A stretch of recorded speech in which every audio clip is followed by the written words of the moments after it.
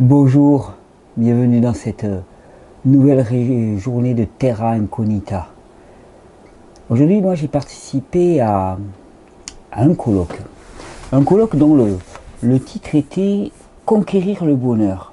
Alors c'était assez intéressant parce que il y a eu de multiples contributions de personnes assez éminentes et je me suis rendu compte avant que je prenne la parole que toutes ces contributions qui étaient très, très bien ciblées avait quand même tendance à nous amener à une forme de pensée, comme quoi le bonheur, la pensée, le psychisme, c'était quelque chose qui était un petit peu dans les nuages, dans les limbes, qui était dans une espèce d'ailleurs qu'on n'arrivait pas trop à définir et que on connaissait on disait voilà, il faut être en lien pour cultiver le bonheur, il faut faire du bien à l'autre, il faut donner pour obtenir le bonheur. Et autant de choses qui sont vraies, mais en même temps, on n'arrivait pas vraiment à cerner. Alors, le discours que j'ai tenu, moi, était un petit peu différent. C'était un discours de physiologiste. Et le discours que je voudrais tenir quand on me parle de conquérir le bonheur, c'est le suivant. Je crois que quand on parle de conquérir le bonheur, on se trompe. On se trompe énormément. Conquérir le bonheur, ça voudrait dire que finalement, eh bien, c'est quelque chose qu'il faut que l'on gagne par nos petits efforts. Il faut qu'on aille chercher quelque chose que l'on n'a pas. Pour moi, ça serait simplement rétablir les conditions propres à l'émergence du bonheur. Et l'émergence du bonheur, elle est spontanée à partir du moment où les conditions propres physiologiques du corps sont installées. Force est de constater de toute façon que quand quelqu'un est par exemple en dépression, on peut considérer quelque part qu'il n'est pas dans un état de bonheur. Je pense qu'on peut s'accorder là-dessus. On sait très bien que quand on apporte de la sérotonine, de la dopamine à ces personnes-là, eh bien, l'état de dépression diminue, voire disparaît. C'est le principe même de tous les médicaments, entre guillemets, antidépresseurs. Ils augmentent la réutilisation de la sérotonine, donc c'est comme si on en surajoutait. Et quand on sait que 95% de la sérotonine est produite par nos intestins, par nos tissus épithéliaux de l'intestin grêle en particulier, on réalise combien finalement, ce que l'on va mettre dans nos intestins va conditionner la production de ces neurotransmetteurs et conditionner notre capacité à découvrir ce bonheur. Et c'est là où finalement il y a quelque chose qui est assez intéressant parce que je rencontre souvent des personnes, particulièrement des personnes âgées, qui me disent écoute, je sais pas, je comprends pas. Nous franchement, on a eu la guerre, c'était pas facile. On a souffert, on a dû travailler très très tôt, on était dans des familles où les parents ils étaient pas tendres avec nous, on s'est pris des coups et on n'a jamais eu de baisse de morale, on a toujours été joyeux. Et puis à l'inverse, je vois mon petit-fils, il a tout et il déprime devant sa Game Boy. Je sais pas ce qu'il fait, il s'habille en noir, il écoute des musiques tristes possibles et il déprime devant sa Game Boy. Mais ces jeunes là, qu'est-ce qu'ils ont ? Et effectivement, les anciennes générations ne comprennent pas ce qu'il arrive aux nouvelles générations. Ils se disent, non mais attends, nous on avait des conditions pas possibles et on s'en est sorti. Et les jeunes, finalement, avec les conditions qu'ils ont, finalement, ils n'ont pas ce bonheur.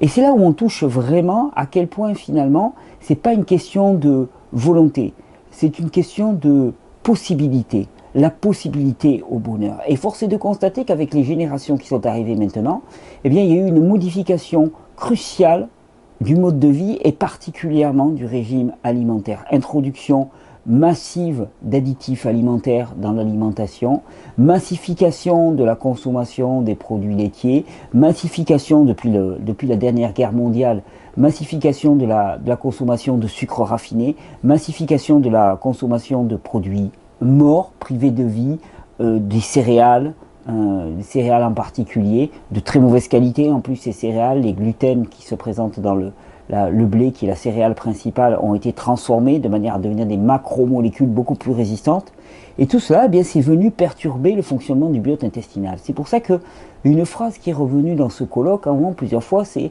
quand on veut on peut, mais quand on veut on peut c'est bidon. Alors, à l'inverse, moi, à un moment, je disais, oui, en fait, c'est plutôt quand on peut, on veut.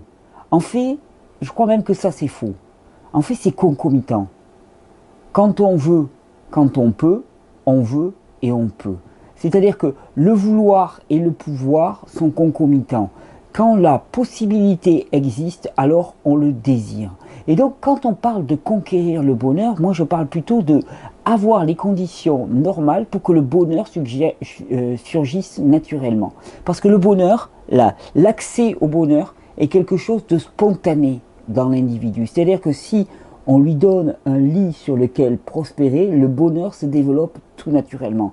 La qualité humaine au bonheur, la prépondérance humaine à aller vers ce qui lui fait du bien et ce qui lui cause du bonheur, elle est naturelle. Le problème, c'est qu'actuellement, nous avons des générations qui arrivent, qui n'ont pas la ressource physiologique nécessaire pour que ce bonheur, eh bien, il puisse s'épanouir. Et, vous savez, c'est là où on peut imaginer que on vit dans une espèce de monde de l'arbitraire. Hein. C'est l'impression que l'on a, et ça renforce ce sentiment d'impuissance, ce sentiment de désespérance, hein, qui vient lui aussi, hein, sur une base, sur un terrain physiologique qui est déjà installé, et bien qui vient renforcer cette impression de désespérance qui s'oppose à l'idée de bonheur. Hein.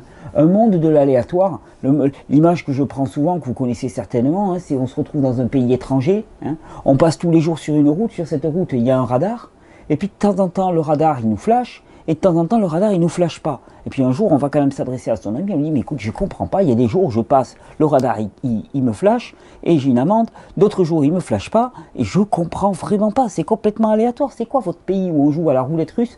Pourquoi est-ce que de temps en temps il m'attrape et pourquoi de temps en temps il m'attrape pas? Et là l'ami il te dit mais tu sais que tu ignores quelque chose, c'est qu'il y a des règles sur cette route et il y a par exemple des limites de vitesse. Si tu es en deçà de 130 km/h, eh bien tout va bien, tu ne te fais pas flasher. Et si tu es au-delà, eh bien tu te fais flasher. Ah ouais, mais ça je ne le savais pas. Eh bien oui, tu ne le savais pas. Donc tu avais l'impression d'être soumis à un aléatoire, alors qu'en fait il n'y avait aucun aléatoire. Le seul aléatoire qui existait, c'était uniquement parce que tu n'avais pas conscience des règles qui étaient en place. Et les règles, on ne nous les a pas données. Les règles, on ne les a pas données au niveau alimentaire en particulier. Et c'est ce qui fait que finalement, on met n'importe quoi dans notre gosier. Pourquoi? Parce que finalement, les habitudes que nous avons, elles sont liées à notre culture, à notre tradition, puis surtout à l'évolution du monde. Et l'évolution du monde, elle nous pousse vers le pire. Pourquoi? Parce qu'il y a une espèce d'entraînement, d'auto-entraînement malsain dans lequel finalement, eh bien, les modifications du régime alimentaire conduisent à un état de plus en plus fatigué, déprimé, épuisé. Et quand on est dans cet état fatigué, déprimé, épuisé, on est conduit vers les pires solutions. Et c'est presque un phénomène d'auto-entraînement qui fait que d'année en année, on développe une alimentation qui nous tire de plus en plus vers le fond. Elle nous tire de plus en plus vers le fond et qu'est-ce qu'on fait? Eh bien, on prend des petits remèdes, des petites capsules, des petites gélules, hein, et puis on essaye de pallier à la chose. Et vous savez, si vous avez une plante verte qui a besoin de soleil et d'eau, hein, et puis si vous la privez de soleil et si vous ne l'arrosez pas, la plante, elle va commencer à dégénérer. Vous aurez beau mettre des petits cachetons de minéraux dans le sol de la plante, elle continuera à dégénérer. Et si les feuilles, elles commencent à s'affaiblir, vous pourrez couper une feuille, la feuille qui s'est affaiblie. Comme ça, on n'aura plus l'impression que la plante, elle est affaiblie. On dira, elle a un beau feuillage. Puis il y a une deuxième feuille qui est affaiblie, on la coupe. Puis il y a une troisième feuille qui est affaiblie, et puis on la coupe. À la fin, qu'est-ce qui va vous rester? Il va vous rester un moignon, une tige toute simple. C'est-à-dire qu'on ne peut pas se permettre. La seule des solutions, c'est de prendre cette plante, de la mettre au soleil et de lui donner de l'eau. Mais pour l'humain, c'est exactement pareil. Et quand on parle de conquérir le bonheur, moi je pense qu'on se leurre complètement. On est encore dans une démarche volontariste. Il faut aller gagner quelque chose. Mais ce bonheur, c'est un dû. C'est-à-dire qu'il jaillit spontanément à partir du moment où les conditions propres à son jaillissement sont respectées. Le bonheur, hein, cette sensation, cette pensée, eh bien, comme toute pensée, elle s'inscrit dans des cellules. Il n'y a pas de pensée qui soit extracellulaire. C'est-à-dire que tout ce que l'on expérimente dans notre vie, c'est dans cette matière, dans cette chair. Et les conditions propres, la minéralité de cette chair, la présence ou non de neurotransmetteurs, va faire que ce bonheur va pouvoir s'épanouir ou ne pourra pas, parce qu'il n'y aura pas de terrain, il n'y aura pas de substrat pour s'y ancrer. Alors, c'est pas quand on veut, on peut, parce qu'on s'est tous rendu compte que c'était faux. Il suffit de se mettre au 15e étage d'un immeuble, hein, et de vouloir voler, et on va se rendre compte rapidement de notre erreur manifeste. Ça, c'est le délire humain du rêve d'Icare, dans lequel on pense que quand on veut, on peut. Non, pas quand on veut, on peut. C'est on veut et on peut en même temps. Le vouloir et le pouvoir, le faire et le désir surgissent en même temps quand les conditions propres à ce surgissement sont réunies. Et ces conditions propres, c'est ce fameux cadre qu'on place sans cesse, que je vous propose d'expérimenter pendant le Terra Incognita. Ce fameux cadre qui n'est pas un cadre qui contraint, qui est un cadre qui libère. Longtemps, moi, la notion de cadre était quelque chose qui m'effrayait. Je fuyais toute forme de cadre. Mais quand on est hors cadre, on est soumis à l'arbitraire. On est aussi mené par le bout du nez par toutes les idéologies. Alors que quand on est dans un cadre, et un cadre juste, un cadre dans lequel eh bien, tout fonctionne de manière adéquate, alors à ce moment-là, à partir de ce cadre, on a la totale liberté d'expérimenter dans ce cadre. Pour pousser les choses à l'extrême, je me souviens d'une phrase de Saint-Augustin qui disait « Aime et fais ce que tu veux ». Lui, il posait un cadre, alors là, il posait un cadre absolu, l'amour. Et ce qu'il disait, c'est « Tant que tu es dans ce cadre d'amour, tu peux faire ce que tu veux. Tant que tu es dans ce cadre-là, tout ce que tu feras sera connoté de cette connotation d'amour, de cette tonalité d'amour, et tout ne sera qu'amour. » Et bien là, c'est exactement la même chose. Quand on est dans un cadre physiologique normal, quand on est à l'intérieur de ce cadre physiologique, eh bien chacun pourra aller trouver son petit arrangement, son petite case dans lequel il répond à ses besoins personnels, ça restera juste pour le corps. Et à partir du moment où les besoins du corps sont remplis de manière juste, à partir du moment où les neurotransmetteurs nécessaires sont produits par l'organisme, qu'est-ce qui se passe naturellement? Eh bien, le bonheur survient. Il n'y a rien d'autre à faire. C'est ça, moi, qui à la fois me stupéfait et puis parfois me met en rage quand je vois l'énergie qui est dépensée finalement pour arriver à aller moins mal, alors que nos sociétés sont le reflet même de notre échec à ce niveau-là. C'est-à-dire que nous sommes une société de drogués des médicaments antidépresseurs. Les sociétés du Nord sont beaucoup plus touchées que les sociétés du Sud, pour la bonne et simple raison que dans le Sud, ils ont moins à manger, et puis quelque part, ils ont certainement une alimentation moins détruite encore qu'eux, mais ils ont souvent moins à manger. Donc les dégâts sont moins pires. Il y a une aggravation dans les pays du Nord. Mais ça, c'est le reflet même de l'échec de tout notre système, et en particulier notre système alimentaire. On parle de réussite, mais regardez l'état de cette réussite. Regardez la consommation de médicaments, de psychotropes, d'amphétamines, de cocaïne, récréative, soi-disant. Regardez la consommation de cannabis, d'alcool, regardez la consommation d'antidépresseurs. Mais c'est bien la preuve de notre échec flagrant. Pourquoi? Parce qu'on s'est trompé. On s'est trompé en matière de mode de vie. On a pensé qu'on pouvait faire n'importe quoi, donner n'importe quelle condition au corps humain, et que finalement, la pensée, hop, elle était séparée du corps, et puis elle se baladait un petit peu par-ci, par-là, et que ça n'avait pas d'influence. Mais ça a une influence colossale. Tout se joue là. Donc quand on parle de conquérir le bonheur, la première des conseils que j'ai à donner aux personnes, c'est déjà rétablissez les conditions propres à l'émergence du bonheur. Rétablissez un écosystème intestinal qui soit approprié, avec un biote intestinal qui soit fort, une muqueuse intestinale qui ne soit plus perméable. Renforcez ces fameuses glandes surrénales qui vont permettre à l'énergie de ressurgir. Et à partir de ça, vous allez voir que le bonheur ne voudrait pas faire grand-chose pour qu'il survienne. C'est quelque chose de tellement spontané, de tellement évident pour le corps humain. Et tous ceux qui en passent par cette démarche de réflexion sur leur alimentation peuvent en témoigner. Il y a un temps de nettoyage, certes.